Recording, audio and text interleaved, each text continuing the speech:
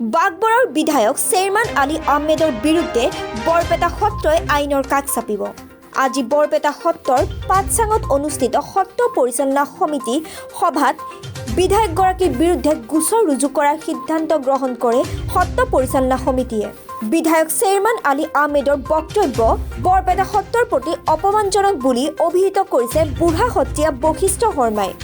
চেয়াৰমান আলী ডাঙৰীয়াই এটা জনপ্ৰতিনিধি হৈ এটা ডাঙৰ ভাৱ এটা পাইছে। এনেকুৱা জনপ্ৰতিনিধি এজনৰ মুখত এনেকুৱা কুবাক্য প্ৰয়োগ হোৱাটো, মুখেৰ উচ্চাৰণ হোৱাটো দুৰ্ভাগ্যজনক।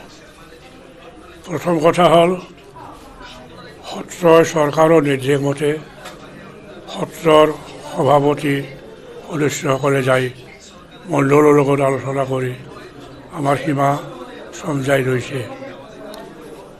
তেনেস্থলত তেওঁ যাই সেই ঠাইত সেই খুঁটা উভালিছে আৰু সেই খুঁটাত জোতা পিন্ধি লঠিয়াই তেওঁ উচ্চাৰণ কৰিছে যে তোমালোকে কোনো যাব নালাগে, মই চেয়াৰমেন জীয়াই থকা পৰ্যন্ত ইয়াতে এভেকশ্যন হ'ব নোৱাৰে আৰু আপোনালোকে ধৈৰ্য ধৰক, 5টা বছৰ অপেক্ষা কৰক, এই ৰাজ্য আমাৰ এদিন হ'ব। চেয়াৰমেনৰ দৰে মানুহে এনে কথা ক'ব পাৰিলে তাৰ বাবে সত্ৰাধিকাৰগৰাকীয়ে অপমান বোধ কৰা বুলিও খুব উজাৰে বুঢ়া সত্ৰীয়াগৰাকীয়ে। তেওঁ থকালৈকে বাগবৰত উচ্ছেদ হ'ব নোৱাৰে বুলি ক'বলৈ তেওঁ অসমৰ মালিক নেকি বুলিও প্ৰশ্ন তোলে বুঢ়া সত্ৰীয়াগৰাকীয়ে। এয়া বৰপেটা সত্ৰই নহয়, অসমৰ সমূহ সত্ৰৰ প্ৰতিয়েই বিধায়কগৰাকীৰ অপমান বুলিও মন্তব্য বুঢ়া সত্ৰীয়াৰ। ইপিনে এই সংক্ৰান্তত সৰভোগত মইনবৰী সত্ৰৰ ডেকা সত্ৰীয়া অপূৰ্ব অধিকাৰীয়ে কয় যে বাগবৰৰ বিধায়ক চেয়াৰমান আলীয়ে যদি বেদখলকাৰীৰ পক্ষে থাকি মৃত্যুবৰণ কৰিবলৈ সাজু থাকে, তেন্তে সত্ৰৰ মাটি উচ্ছেদ কৰিবলৈ যদি আমাৰ মৃত্যু হয় তাৰ বাবে মই সাজু হৈ আছো বুলি মন্তব্য কৰে।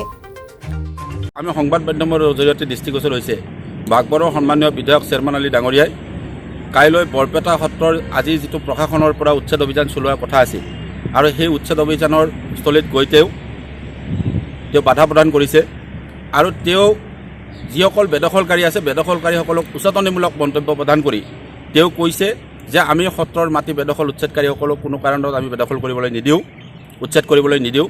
আৰু দ্বিতীয়তে তেওঁ কৈছে যে মই মৰি যাবলৈ সাজু আছোঁ। তাৰমানে কি, তেওঁ কি বুজাব বিচাৰিছে?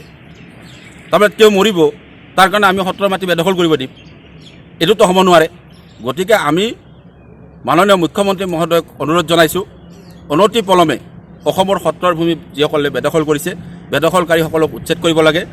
আৰু মই বাগবৰৰ বিধায়ক ডাঙৰীয়াক আহ্বান জনাইছোঁ যে আপুনি ধমকি নিদিব, এইখন মহাপুৰুষ শংকৰদেৱ মাধৱদেৱৰ বৰ অসম। এইখন অসমত জগতগুৰু শ্ৰীমন্ত শংকৰদেৱ, মাধৱদেৱ, দামোদৰদেৱ, হৰিদেৱ, কুৰিজন আটাপুৰুষে বৰপেটাৰ পৰা ভাষা, সাহিত্য, সংস্কৃতিৰ বুনিয়াদ নিৰ্মাণ কৰিছিল আৰু জাতীয় জীৱনৰ বৰঘৰ নিৰ্মাণ কৰিছিল। অসমীয়া জাতিৰ হৃদপিণ্ড হৈছে অসমৰ সত্ৰসমূহ আৰু 3 ৰাজ্যৰ বৰ্ণনি স্থান বৰপেটা সত্ৰ। আৰু সেই বৰপেটা সত্ৰৰ হৃদপিণ্ডত আক্ৰমণ হৈছে, মানে বেদখল কৰা হৈছে ভূমি। আৰু সেই বেদখল প্ৰশাসনে উচ্ছেদ কৰিবলৈ যোৱাৰ সময়ত তেওঁ ওলটাই ধমকি দিব। এই ধমকি মানি লোৱা নহ'ব, কোনো কাৰণত চেয়াৰমেনৰ ধমকি মানি লোৱা নহ'ব।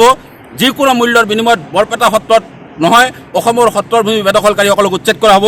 যি হিন্দু হওক, মুছলমান হওক, কোনো কাৰণত আপোচ কৰা নহ'ব।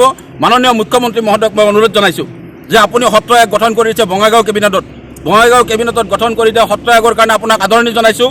আৰু আয়োগৰ জৰিয়তে জৰীপ চলি আছে, 1 ইঞ্চি মাটিও যাতে সত্ৰৰ ভূমি বেদখল হৈ থাকিব নোৱাৰে।